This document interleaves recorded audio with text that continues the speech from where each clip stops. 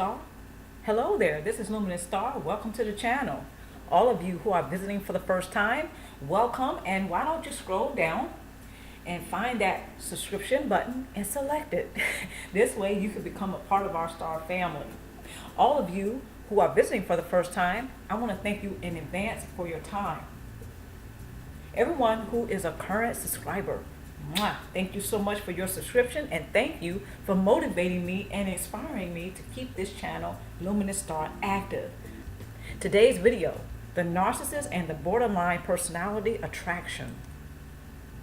First point, those who have a personality disorder, such as narcissists and those with a cluster B personality, are less likely to choose lifelong partners who do not have a personality disorder. There are two components that narcissists and those with a borderline personality have, which attracts them to one another.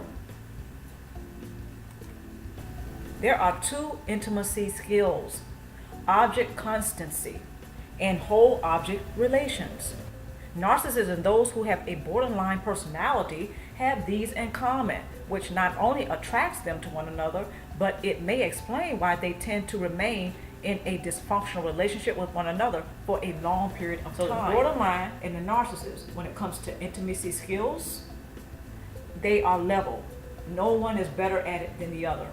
This is one reason why not only are they attracted to each other, but they tend to stay in the dysfunctional romance for a long period of time. The relationship is dysfunctional. Their behavior is dysfunctional. And the narcissist and the borderline, they are each one's best supplier when it comes to source supply. So when you add all that up, neither person wants to really end the relationship because they're both getting supplied. Maybe for different reasons, but they're both being supplied. Object constancy is the ability to maintain positive or loving feelings for someone regardless of when he or she is disappointed, hurt, or angry with their romantic partner. Narcissists and those with a borderline personality show signs of instability to maintain healthy relationships due to not being able to emotionally regulate.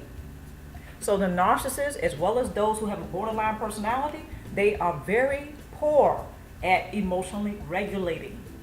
The narcissist and the narcissist and the borderline personality, when conflicts arise, neither one of them can handle it very well. So one may be wondering again how these two people could stay together for a long time. As I just explained in the previous slide, their level of dysfunction is equal, it's even. In general, people tend to be romantically involved with people that they are pretty much on the same level when it comes to intimacy skills. And I'll get to that in a moment. The narcissist and the borderline, they're not different in that regard from anyone else. What's that saying? Water seeks its own level. And I think there's a lot of truth to that. So when people go out and they look for romantic partners, this rule applies. They tend to look for somebody who has the same intimacy skills, or they're on the same level when it comes to the intimacy skills. This is also how the narcissist and the borderline can stay together for a very long period of time, even though the relationship is chronically dysfunctional. The emotional connection is not in any danger of ending, but remains active when conflicts and issues occur in the relationship. A lack of object constancy is the consequence or result of not having whole object relations. Narcissists and those with a borderline personality show chronic dysfunction with interpersonal skills such as empathy and intimacy. Now, I mentioned this in the previous slide. When it comes to the narcissist and the borderline personality, neither one of them know how to intimately connect with anyone else. This is one of the reasons why they are so attracted to one another. They both can ditch and dodge any responsibility in the romantic relationship. When it comes to intimacy and empathy, they are both chronically dysfunctional in that interpersonal skill, or in those interpersonal skills. In a healthy relationship, the connection or the emotional connection is not in any danger of ending. But in a relationship that's dysfunctional, any little conflict, any little issue or challenge that comes up, the relationship can end. This is often why narcissists or borderline personalities who are romantically involved with people who do not have a personality disorder, such as theirs, this is why the relationship usually ends, or it is very full of tension. There's hostile environments and this sort of thing. The relationship is often quite volatile. This explains why, again, narcissists and cluster B personalities, as well as borderline personalities, who are romantically involved with people who do not have those types of personalities, this is why there's a lot of problems in the relationship. It is very dysfunctional. However, when it comes to narcissists and borderline personalities being romantically involved, let's not make any mistake.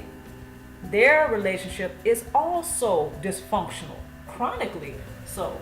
The difference is the narcissist and the borderline personality, they resonate with one another. When people resonate with each other, it does not necessarily mean that it's a good thing.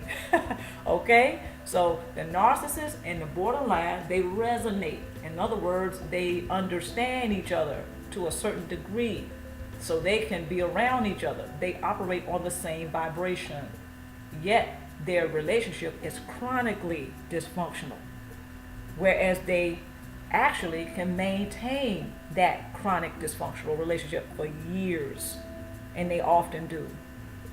Their relationship sometimes is off and on. Due to having this in common with one another, the narcissists and those who have a borderline personality are familiar with this behavior pattern. Therefore, subconsciously seek these patterns in romantic partners. People in general tend to become romantically involved with those who are on the same level of intimate skills as they are. Whole object relations is the ability to see the good and bad in a loved one while accepting that both sides exist in one person. Narcissists and borderlines tend to see others as either all good or all bad, while switching between these extremes often for the duration of the relationships. Let's move forward. Tool number 1. Take steps to lay to rest the unpleasant aspects of the dysfunctional romantic relationship with a narcissist and or borderline personality. Okay, so some of us who have had relationships with the borderline and or the narcissist, we know firsthand just how volatile that relationship was in the aftermath of it. So in this first tool, I would like to challenge you all who's watching to take steps to lay to rest or to come to peace with the fact that there was a dysfunctional romantic relationship in the first place. Just accept and come to grips with it. It's very hard, but it can be done. This is one way to release that toxic energy from that particular relationship. So, you might have to be patient with yourself if you are a person who was once romantically involved in a dysfunctional romantic relationship with either the borderline or the narcissist. Some people have been involved with both, not at the same time, possibly, but yes, they've been involved with both types. So I just want to challenge you to just take those steps to put this to rest so you can continue to thrive forward. Tool number 2, clear the toxic energy from the dysfunctional relationship or relationships you once had with him or her or them. Okay, so again, clearing that toxic energy is a game changer. Please do your research and look up toxic energy or clearing toxic energy or how to clear toxic energy. And yes, I did do a couple of videos on this. Please do your research. This is something that is very important to do.